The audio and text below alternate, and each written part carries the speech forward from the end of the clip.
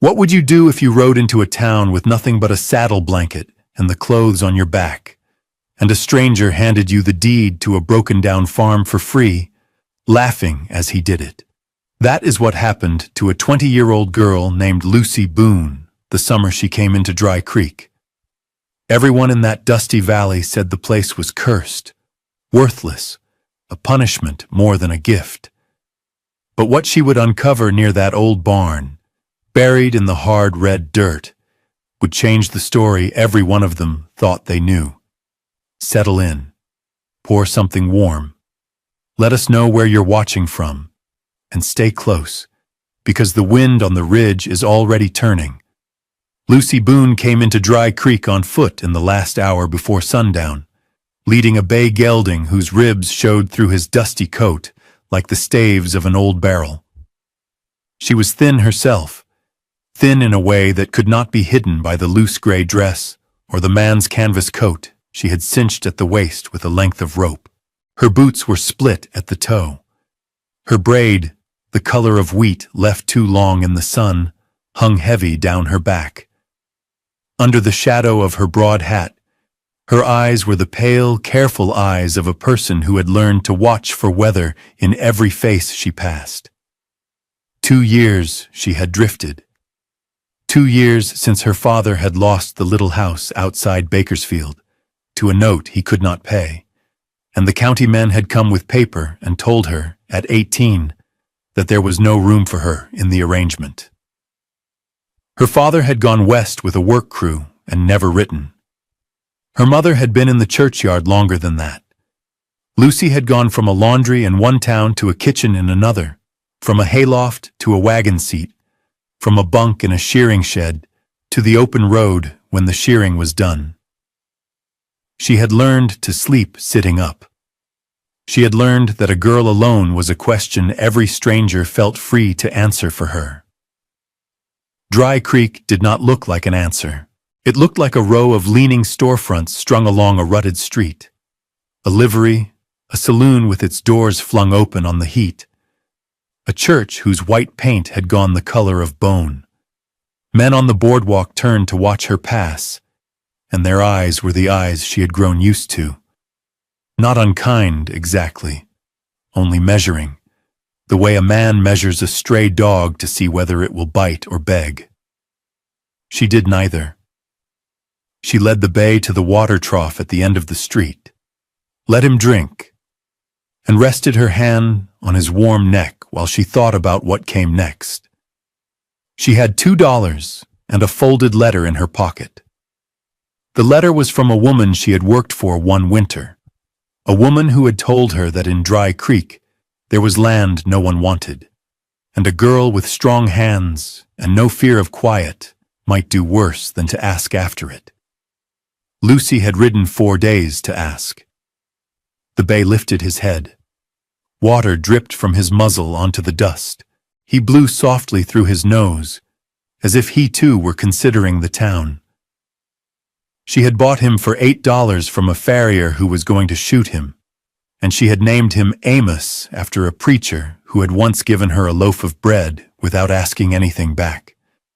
He was 15 years old and sound in 3 legs and mostly in the 4th. He was the only living thing that belonged to her. Across the street, a bell rang once inside the land office. A man in shirt sleeves stepped out onto the boardwalk, looked at her the way the others had, and looked longer. The man in shirt sleeves was named Roy Pickett, and he ran the land office and the general store and, by most accounts, half the opinions in Dry Creek. He was broad through the middle and pink in the face, with a pocket watch strung across his waistcoat and a laugh that came easy and never quite reached his eyes.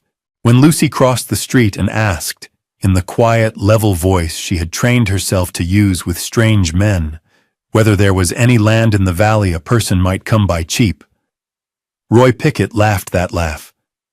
"Cheap," he said. "Girl, I've got land I'll give you." She waited. "The Hanley place," he said, and glanced at 2 men leaning on the rail. Both of them grinned as though a joke had begun without them. Old Ambrose Hanley died out there 4 winters back. No heirs come forward. County holds the paper. Nobody'll take it, not for love nor money. Barn's half down. House ain't much better. Well's gone brackish, they say. Grass burnt to nothing. He tipped his hat back with one thumb. You want it, it's yours. Sign here and don't come crying when the roof falls in. One of the men on the rail said, Give her a shovel too, Roy. She'll need it to dig her own grave. The laughter that followed was the laughter Lucy had heard in a dozen towns. She let it pass over her the way she had learned to let weather pass. She looked at Roy Pickett and asked, How much? $1, he said, for the filing, and a promise you'll work it a year, or the county takes it back. Nobody's ever made the year. He was already reaching for the ledger, still smiling. He thought he was giving her nothing. He thought he was making a story he could tell at supper. Lucy laid one of her $2 on the counter. She wrote her name in a careful, schoolgirl hand, Lucy Boone, and under it, the date, and under that, the words she had rehearsed on the road. Sole occupant and worker of the described parcel. Roy Pickett stamped it without reading. He slid a folded map across the counter and told her the place lay 4 miles east along the creek road, past the split cottonwood, up the rise where the wind never stopped. Good luck, Miss Boone, he said, and the 2 men on the rail were still laughing when she stepped back out into the sun with the paper in her hand and Amos waiting at the trough. She folded the deed once, twice, and pressed it flat against her chest under the canvas coat, over her heart, where nothing had rested in a long time. Would you have signed that paper for $1 and a laugh? Would you have taken a barn half down and a well-gone brackish, with the whole town watching you fail? What did old Ambrose Hanley leave behind in that hard red dirt that not one of them knew to look for? If a story about a quiet girl and a discarded piece of ground is the kind of thing you're glad to sit with, leave a word below and follow along, because Lucy Boone is about to ride east into the wind, and what she finds out there is only just beginning to stir. Word of the filing traveled faster than Lucy did. By the time she stepped out of the land office and walked Amos back down the length of the street, the news had already crossed to the porch of the saloon and doubled back through the open door of the mercantile. Men she had not spoken to lifted their chins to look at her. A woman in a faded blue apron paused on the boardwalk with a bolt of muslin under her arm and watched her pass without smiling. A boy of maybe 10 leaned out over the rail of the feed store and called something to another boy she could not see. And the other boy laughed the high, easy laugh of a child who has been told a thing is funny and does not yet know why. Lucy kept her eyes on the ground, 3 paces ahead of Amos's shoulder. She had learned that the ground 3 paces ahead was the only country that answered when a person looked at it. At the corner where the creek road turned east, 2 men stood in the shade of the awning outside the barber's, and one of them was Roy Pickett. He had not been there a moment before. He had come out to watch her go. The other man was younger and taller, and wore a black coat too heavy for the weather, with a silver watch chain thicker than Roy's own. His boots were clean. In Dry Creek, in that hour, clean boots said more than a name. "Miss Boone?" Roy called, and there was a warmth in it that was not warmth. "This is Mr. Bledsoe. Owns the range north of the Hanley place. Thought you 2 ought to meet, seeing as you'll share a fence line for the year." Bledsoe did not offer his hand. He looked her up and down slowly, from the split-toe boots to the wheat braid, and let his gaze rest on the folded shape of the deed beneath her coat. "You're the one signed for that piece," he said. "I am," Lucy said. He gave a short laugh through his nose. "Girl, that ground has broken older backs than yours. Ambrose Hanley worked it 30 years and it killed him. I heard, Lucy said. When the year runs out and the county takes it back, Bledsoe said. You come see me first. I'll give you fare on the coach out of here. Save you the winter. He said it as though he were being kind. There was no kindness in it. He said it the way a man says a thing when he has already decided how the story ends and only wants her to know he decided. Lucy said nothing. She touched Amos's neck once, at the place where the mane began to thin, and turned him east. She did not get far before an old woman stepped out from between the church and the shuttered smithy. She wore black from her collar to her hem, and a black scarf tied under her chin, and her face was so lined it seemed less a face than a piece of driftwood shaped by long weather. She carried a small tin pail with a few brown eggs settled in straw. Lucy had not seen her on the boardwalk. She had not seen her anywhere. She was simply there in the road, as if she had risen out of the dust for one purpose. Lucy stopped. The old woman looked at her a long moment without speaking. Then she looked at Amos, and something soft moved across her mouth that was not quite a smile. What's under that ground, she said, was set there to be found by the one who stayed. Lucy opened her mouth to ask what she meant. The old woman was already walking on, past her, past Amos, on toward whatever house she kept at the edge of town, her boots making almost no sound in the dust. Lucy watched her until she turned behind the church and was gone.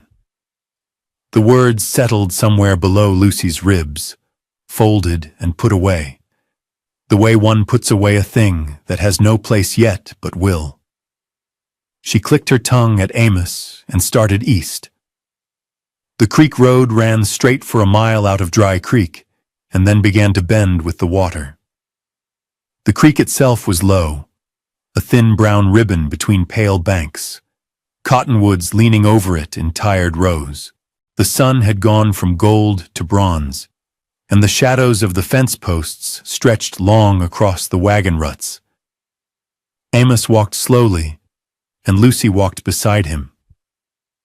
Her legs ached in a familiar way, the ache of a body that had not slept flat in 3 nights. The rope belt at her waist had rubbed a raw place under the canvas coat. She pressed her hand against the folded deed once, to be sure it was still there, and let her hand fall. The split cottonwood stood where Roy Pickett had said it would. A great pale tree cleaved down the center by lightning some year long past, both halves still living, leaves rustling in a wind she could not feel at ground level. Past it, the road climbed a low rise, and past the rise the land opened onto a shallow bowl of ground, the color of rust, with the bones of a fence running along one edge and a stand of thin pines on the ridge behind it. The Hanley place sat at the bottom of the bowl. Lucy stopped at the top of the rise and looked at it a long time before she went down. The house was a low, plank thing, with a stone chimney and a tin roof gone the color of old iron. Half the porch had sagged off its posts and lay in the grass like a shed skin. The barn stood 100 yards to the east of the house, larger than she had expected. Its long wall bowed inward, and its ridge beam dipped low as the spine of a starved horse. The doors hung open on one hinge each. Behind the barn there was a pen with the rails down, and beyond the pen a stone-lined well with its bucket rope frayed and its windlass broken loose. Dry grass, brittle as straw, stood knee-high across the whole yard. There was no smoke from the chimney. There had not been smoke from that chimney in 4 winters. A hawk turned once above the ridge and did not call. Lucy walked Amos down the rise slowly. The last of the sun touched the tin roof and made it, for a moment, the color of honey. And then that color went too, and the whole bowl fell into blue shadow. She left Amos in what remained of the pen with the rails leaned back up as best she could, and she carried her bedroll and her canvas satchel to the porch and sat down on the one step that had not rotted through. The house behind her was cold as a cellar. She could smell it through the open door. Dust, mice, cold ash, and under all of it, the faint, tired sweetness of old pine boards that had held a life once and did not anymore. She did not go inside that first night. She spread her bedroll on the porch boards with her back against the wall of the house, and her boots pointed toward the barn. And she ate a heel of bread and a piece of hard cheese from the satchel. And she watched the stars come out one at a time above the black shape of the barn's broken ridge. The wind that Roy Pickett had promised began after full dark. It came down off the ridge and moved through the dry grass with a long, dry hush, and then it found the loose boards of the barn and made them speak, a slow, uneven knock, then a groan, then a knock again, as if something inside were pacing. Lucy listened. Amos, in the pen, shifted his weight from one hip to the other and let out a long breath that was almost a sigh. She thought of the old woman in the road. What's under that ground was set there to be found by the one who stayed. She turned the words in her mind, the way a person turns a stone in the palm, feeling for the shape of it, and did not yet know which side was up. Somewhere out in the dark, past the barn, an owl called once, and was answered from farther off. And then the wind rose again and covered every other sound. And Lucy Boone closed her eyes on the first night of her 1-year year with the deed folded flat against her heart, and the whole bowl of ground breathing slowly around her, waiting, it seemed, to see whether she would stay. She woke before the sun, in the blue hour when the ridge was a shape and not yet a color, and she lay a moment on the porch boards, remembering where she was. Amos was standing at the pen rail with his ears forward, watching the barn. He was not eating the small tuft of dry grass beside his hoof. He was watching the barn the way a horse watches a thing that has moved once and might move again. Lucy sat up slowly and looked where he looked. The barn stood as it had stood the night before, bowed and hollow and dark, its doors hanging open on their one hinge each. Nothing moved. She rose and went to the pen and put her hand on his neck, and he did not turn his head to her. He kept his eyes on the long, shadowed shape of the building. She walked down to the barn in her sock feet, boots left on the porch, because the ground was cool and she wanted to be quiet. The dew had not risen. The dry grass whispered against her hem. She stopped in the open door of the barn and looked in. The inside was one long room with a loft above and a dirt floor below, and along the back wall 3 stalls stood with their gates fallen off. A broken wagon wheel leaned in one corner. A rusted hay fork lay across a beam. The light came in through the gaps in the wall in long pale bars, and the dust moved in them slowly, and there was nothing in the barn that should not have been in a barn. But at the foot of the middle stall, where the dirt floor met the sill, the ground was not flat. It rose in a low, soft mound, the length of a man's forearm, no wider than a folded coat. The grass had not grown over it the way it had grown over everything else. The dirt on the mound was a shade darker than the dirt around it, as if it had been turned once and then left. Lucy stood in the door and looked at it. She did not go closer. A person who has slept on wagon seats and in shearing sheds learns not to touch a thing before she has looked at it from 3 sides. She walked the long wall of the barn on the outside instead. She counted the boards. She ran her hand along the weathered grain. Halfway down the wall, at about the height of her shoulder, one board sat differently than its neighbors. It was the same age, the same silver gray, the same width, but it had been pulled off once and put back, and the nail heads showed pale rings where they had bitten new wood.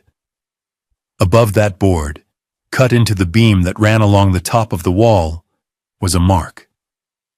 Not a knot, not a woodworm's track, a shape scratched with the point of a knife, deep enough to last through 4 winters of wind. A small square with a line through it, and beneath the square, 3 notches in a row. Lucy looked at the mark a long time. She did not know what it meant.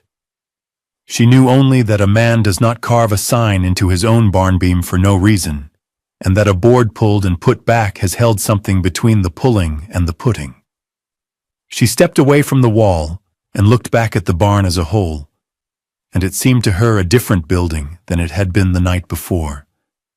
Not more welcoming, not less broken, but occupied, in some quiet way, by an intention that had outlived the man who set it there. Amos snorted behind her in the pen. She turned and went back to the porch and put her boots on, and did not go near the mound in the middle stall. That first morning she did not dig. She did not pry the loose board. She had learned, on the road, that the ground gives up what it wants to give up when it is ready, and that a person in a hurry finds nothing but the top layer. She had a year. She had a horse. She had a house that had not been swept in 4 winters, and a well that ran brackish, and a barn that would fall the rest of the way down if the wind kept at it. She set the mark and the mound aside in the corner of her mind, the way a woman sets a piece of mending aside on the table, and she went to work on what was in front of her. She started with the porch. She pulled the rotted step and stacked the good wood against the wall of the house. She swept the porch boards with a broom she found leaning inside the door, its straw brittle but still bound. She swept the front room next. The floor was pine, wide-planked, gray with dust, and under the dust it was good. A stove stood in the corner, a small iron thing with its door hanging crooked, and on the shelf above the stove there was a tin cup, a tin plate, a bone-handled knife, and a lantern with half its kerosene still in the bowl. Ambrose Hadley had gone out of this house the way a man goes out of a room he means to come back to. Lucy stood a moment with the lantern in her hand, and understood that she was not the first person to leave a place suddenly. She set the lantern on the table and lit it that night, and it burned clean. By the end of the first week, she had swept every room and hung her bedroll from a beam to air, and set the stove door back on its hinge with a strip of leather cut from her old rope belt. She led Amos down to the creek and back twice a day, and the creek water was clear where the well water was foul, and Amos drank slowly and let her scratch the base of his mane where the hair was thinning. She cut the tall dry grass in the yard with a scythe she found in the barn, its blade dulled but sound, and she carried the cuttings in armfuls to the pen and made him a soft bed of it. She fixed 1 rail of the pen each day, no more, because her hands would take no more. And in each day's work, she found one thing. On the second day she found, tucked between 2 joists in the front room, a stub of pencil and a scrap of brown paper with numbers written in a slow, blocky hand, a column that added and did not seem to reach a total. On the third day, cleaning the stove, she found beneath the ashes a small iron key, blackened, no bigger than her thumb, with a square head and a single tooth. She rubbed it clean on her apron and set it on the shelf next to the tin cup. On the 4th day, sweeping the barn, she had gone in at last, keeping her boots to the edges, not stepping on the middle stall. She found, driven into the post beside the loose board, a nail bent into a small hook, and hanging from the hook nothing but a length of leather thong worn smooth by something once carried on it. Each thing she found she set on the shelf above the stove. She did not speak of them to Amos, because a person who speaks to a horse learns to speak only what she wants to hear said back, and she did not yet know what any of it meant. But she looked at the shelf every night before she blew out the lantern. The tin cup, the tin plate, the bone-handled knife, the stub of pencil, the scrap of paper, the small iron key, the leather thong. And she understood, without saying it, that Ambrose Hanley had left a trail for someone, and that she was walking it whether or not she had meant to. On the seventh night, lying on her bedroll on the swept pine floor of the front room, with the lantern low and Amos breathing steady in the pen, she thought again of the mound in the middle stall and the mark carved in the beam. Her hands, which had learned the shape of the scythe and the broom and the loose rail and the lantern's wick, felt now as though they had been learning something else, all week, without her permission. She turned onto her side and looked at the small iron key on the shelf, and the key caught a little of the lantern light and held it, and she closed her eyes and slept. And outside the wind moved through the barn and made the loose board tap once against its neighbor softly, the way a person taps a table to be remembered. The eighth morning came in slow and gray, with a low ceiling of cloud over the ridge and no wind at all, and Lucy Boone woke knowing before her eyes opened that the day was the one. She did not eat. She drew water from the creek for Amos and put a hand on his neck longer than usual, and Amos turned his head and rested his nose against her shoulder for the space of 2 breaths, and then went back to his hay. She took the spade she had straightened the day before from where it leaned against the porch post, and she took the small iron key from the shelf and put it in her apron pocket, and she walked to the barn. Inside, in the pale light coming through the open doors, the mound in the middle stall looked no different than it had on the first morning. She stood at the foot of the stall and looked at it a long moment. Then she stepped in and set the point of the spade at the edge of the mound and pressed it down with her boot. The dirt gave easily. It had been turned once, and not so long ago that the earth had knit itself back together. She worked around the edges first, lifting shallow slices and setting them aside in a neat row along the sill, the way her mother had once set potato peels along the edge of a board. She worked for a quarter hour, and the mound became a shallow bowl, and the shallow bowl became a hole to the depth of her forearm, and then the spade struck something that was not stone and not root. She knelt.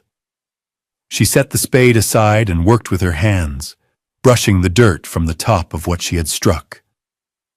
A curve of tin appeared, then the flat lid of a box, then the whole of it. A tin the size of a family Bible, its lid held down by a small brass hasp, and through the hasp a small iron lock no bigger than her thumb, with a square head and a single keyhole. She sat back on her heels and looked at the lock a long time. Then she took the key from her apron pocket and fitted it in, and the key turned, stiff at first, and then clean, and the hasp fell open in her palm. She lifted the lid. Inside, wrapped in an oilcloth gone brittle at its folds, were 3 things. She took them out one at a time, in the light coming through the barn door, and set each on the oilcloth spread on her knee.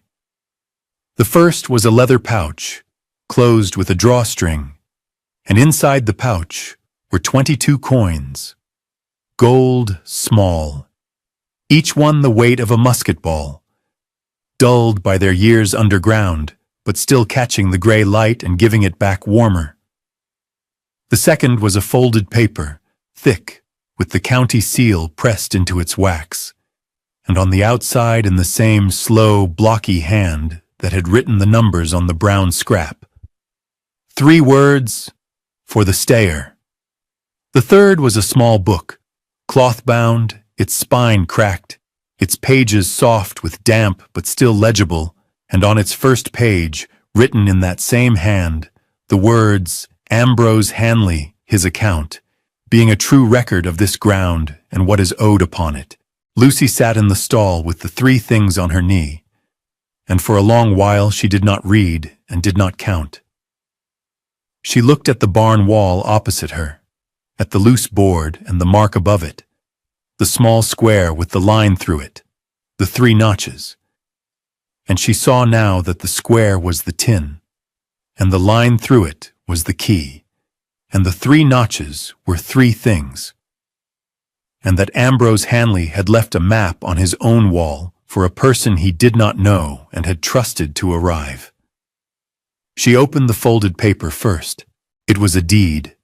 In her hand, a second deed, older than her own by many years, made out in the name of Ambrose Hadley for the parcel described as the Hadley place, and beneath the deed a second sheet, pinned to it with a straight pin gone rusty, which was a letter of intent, signed and witnessed, stating in the plainest terms that Ambrose Hadley, having no living kin, willed the whole of his parcel and its improvements, and what he had put into its ground, to whatever soul stayed upon it, and worked it for 1 full year after his death, and that the coin buried with this letter was intended as the means by which that soul might redeem the parcel from any lien, tax, or claim brought against it, and pay the county what was owed, and hold the ground free.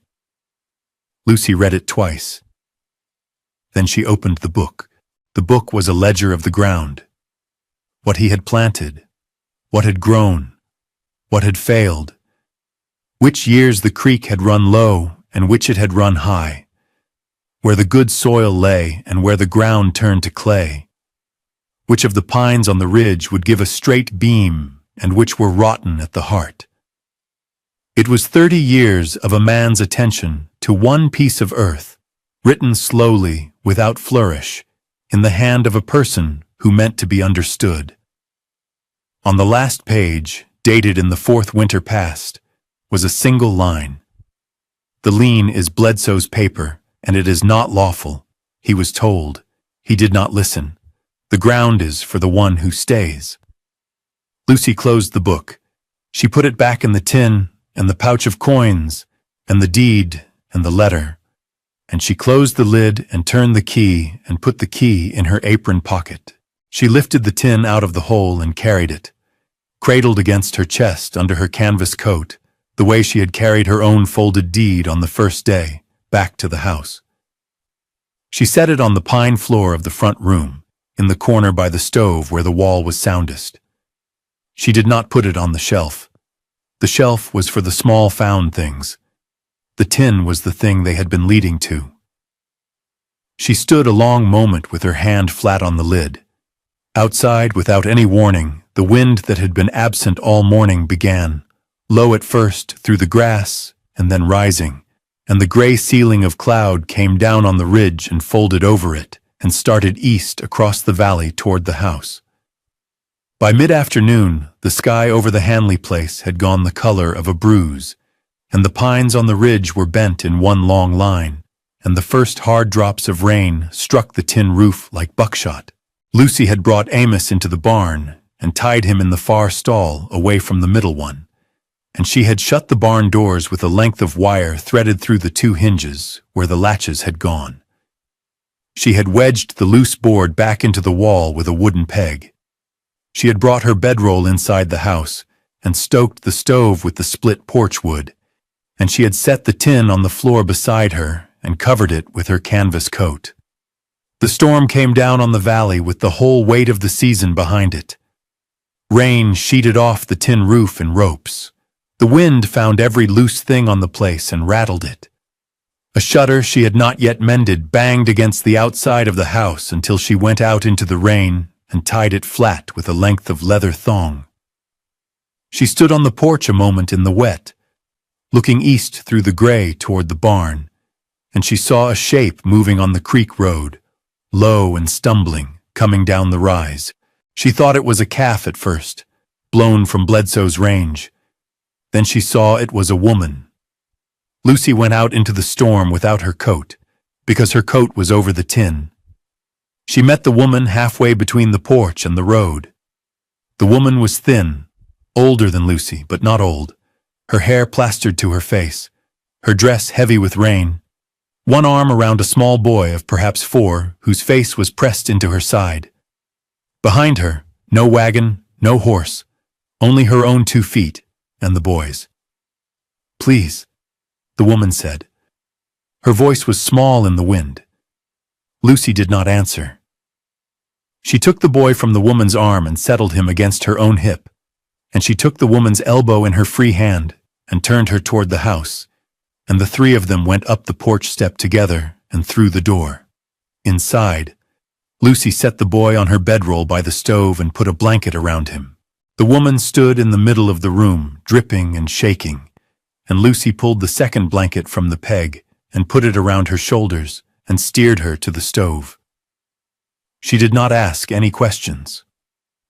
She put the kettle on and cut 2 thick slices of bread from what was left in her satchel and set them on the tin plate on the shelf, and she took the tin cup down and poured hot water over a pinch of the last of her tea and gave it to the woman. The woman drank. Her hands shook so that the cup rattled against her teeth. The boy watched Lucy over the edge of the blanket with dark round eyes and did not speak.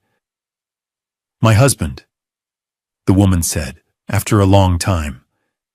"The creek took the wagon. He got us to the bank, then he went back for the mare." Lucy waited. "He did not come back," the woman said. Lucy looked at the door, and at the window where the rain ran down the glass in sheets, and at the boy on her bedroll. She thought of Amos in the barn. She thought of the tin under her coat in the corner. She thought of the folded deed against her heart, and the letter that said, "For the stayer," and the ledger's last line about Bledsoe's paper. She thought of the old woman in black by the church, and the words about what had been set in the ground to be found by the one who stayed. She took her canvas coat from over the tin and put it on. She took the lantern from the shelf and lit it. She took the length of rope she had been using for her belt and coiled it over her shoulder. "Stay here," she said. "Keep the stove hot." "You can't," the woman said. "The creek."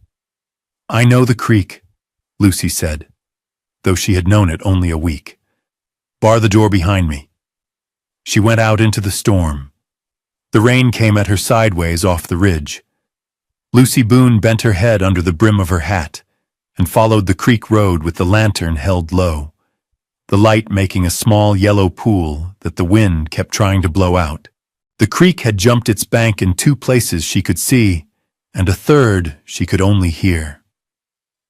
She walked west along the road toward the bend where the water ran deepest, calling once, then twice, her voice thin against the drumming on her hat. On the 3rd call, she heard an answer that was not the creek. It came from below the road, past a thicket of willow bent almost flat under the wind. She found him wedged against a cottonwood root, hip deep in cold water, one arm around the trunk and the other around the neck of a mare who was too tired to swim any farther. He was a man of about 30, dark-haired, coat gone, a gash above one eye. Lucy set the lantern on a stone above the water line and uncoiled the rope from her shoulder. She tied one end around the cottonwood above him and tossed the other into the water. He caught it on the 2nd try. She braced her boots against the root and pulled. The mare came out first, half scrambling, half hauled, and stood shaking on the bank with her sides heaving. Then the man. He could not stand at first. Lucy got her shoulder under his arm and walked him 100 yards up the road to where the ground rose. She left the mare tied to a fence post with the last of her rope and got the man to the porch of the Hadley place before the lantern went out. Inside, the woman cried without sound when she saw him. The boy climbed off the bedroll and put his small hand on his father's knee and left it there. Lucy laid the man on the bedroll by the stove, cut his wet shirt away from the gash, cleaned it with hot water and a strip torn from her own apron, and bound it with another strip. She fed the stove until the room was hot enough to hurt the skin. She brought the mare into the barn beside Amos and rubbed her down with a handful of dry hay. Amos put his nose against the other horse's shoulder and breathed out once. The storm blew itself thin by dawn. By mid-morning, the creek had fallen back inside its bank, and the sun came out weak and white. The man could sit up and take bread. His name was John Meeker. He and his wife Hannah and the boy had been bound for a homestead her brother held 2 valleys east. He owed Lucy his life, and said so plainly. Lucy said the stove had done the work, and poured him more tea. Word travels fast in a valley with only one road. By that afternoon, a wagon came down the rise, driven by a man from the freight line who had found the Meekers' broken rig against a snag 2 miles downstream and followed the wheel tracks up. Behind him rode the doctor from Dry Creek, a lean, gray-bearded man named Whitfield, who had been sent for by someone in town before the road was even passable. Dr. Whitfield examined the gash above John Meeker's eye, stitched it with 3 neat stitches, and said the girl at the Hadley place had done the harder work already. He said it looking at Lucy. By the following morning, the yard of the Hadley place had more people in it than it had held in 4 winters. A woman from the church brought a basket of cornbread and would not take it back. 2 men from the livery came with fresh planks and a keg of nails and said they had heard the porch step was rotted through. A boy of 10 stood at the pen rail feeding Amos a carrot without asking. The chorus that had laughed on the boardwalk did not know quite where to put its hands. That afternoon, a slight man in a black coat and a clean collar rode down the rise on a small sorrel. He introduced himself as Mr. Ainsley, the county clerk out of the seat 2 days east. He had come, he said, on account of a letter sent by Dr. Whitfield, and on account of a matter that had waited 4 winters to be heard. Lucy took him into the front room and set the tin on the pine floor between them and unlocked it with the small iron key from her apron pocket. Mr. Ainsley read the older deed first, then the letter of intent, then the last page of the ledger. He read them a second time. He set his hands flat on his knees. "This is in order," he said quietly. "This is more than in order." He looked at Lucy over the rim of his spectacles. "The lien claimed against this parcel is not lawful. It never was. Mr. Hadley told the office as much before he died, and the paper was misfiled. That is on us." He paused. "The coin will settle what taxes stand. The deed in your name and this letter together will settle the rest. The ground is yours, Miss Boone. Free and held." Lucy did not speak for a long moment. Then she nodded once and thanked him and asked him if he would take a cup of tea. He said he would. Mr. Bledsoe rode down the rise the next morning in his black coat and his silver watch chain and his clean boots, and this time he took the hat off before he stepped onto the porch. Lucy met him at the door. He did not laugh. He looked past her at the swept floor and the small iron stove and the tin in the corner and the man on the bedroll with the boy asleep against his side. He said he had come to see for himself. He said the clerk had ridden to his place that morning and shown him a paper.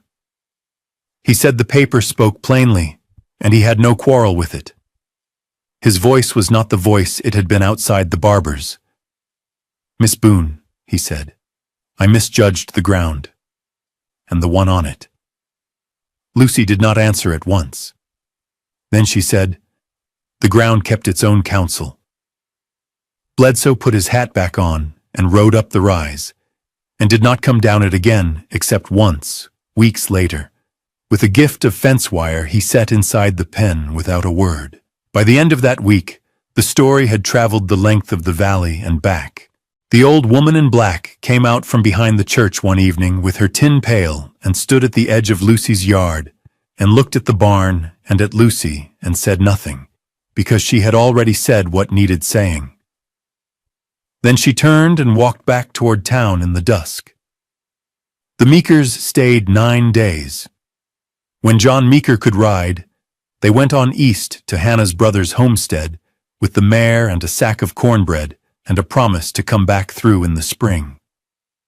Hannah stopped at the porch step, which was new pine now and solid under her weight, and put her hand against Lucy's cheek and did not say anything.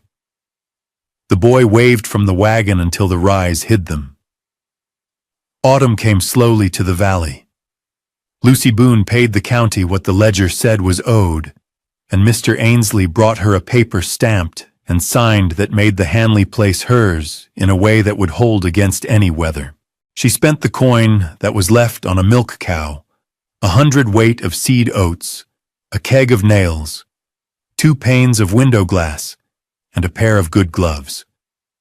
She kept 2 of the small gold pieces in the tin, and the tin she kept in the corner by the stove where the wall was soundest, and the small iron key she wore on the leather thong around her neck, under her dress, against her heart, next to the folded deed. The barn came up straight before the first frost. The men from the livery and 2 neighbors from up the creek helped her set the ridge beam. She fed them at noon on the new porch. When they were gone, she stood in the middle stall where the mound had been, and looked at the swept dirt and the mended wall and the light coming through the loft window in a long, clean bar. The mark on the beam she left where it was, on a golden evening in late October, when the pines on the ridge were black against a sky the color of a copper kettle. Lucy Boone sat on the top step of the mended porch, with Amos loose in the yard, cropping the new grass that had come up after the rains. The milk cow stood in the pen. Smoke rose thin and straight from the stone chimney. The wind, for once, was still. Dr. Whitfield had ridden out that afternoon to check on a barn cat with a bad paw, and had stayed for coffee and gone.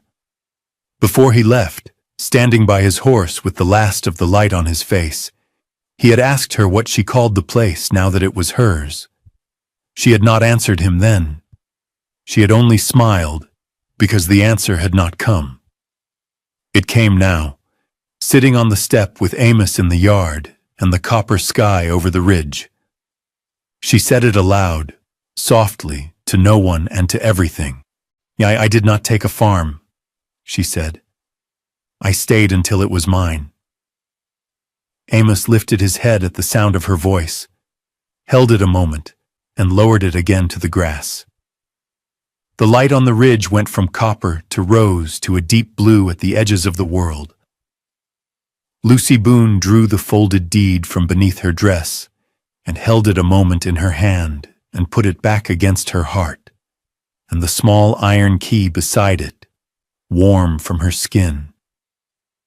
Thank you for staying to the end of Lucy Boone's story, for walking with her through the dust and the wind and the long, patient work of a year that made a home from what the world had thrown away.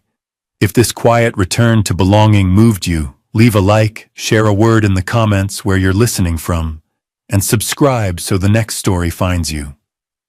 Another lantern is already lit down the road, and we will meet you there.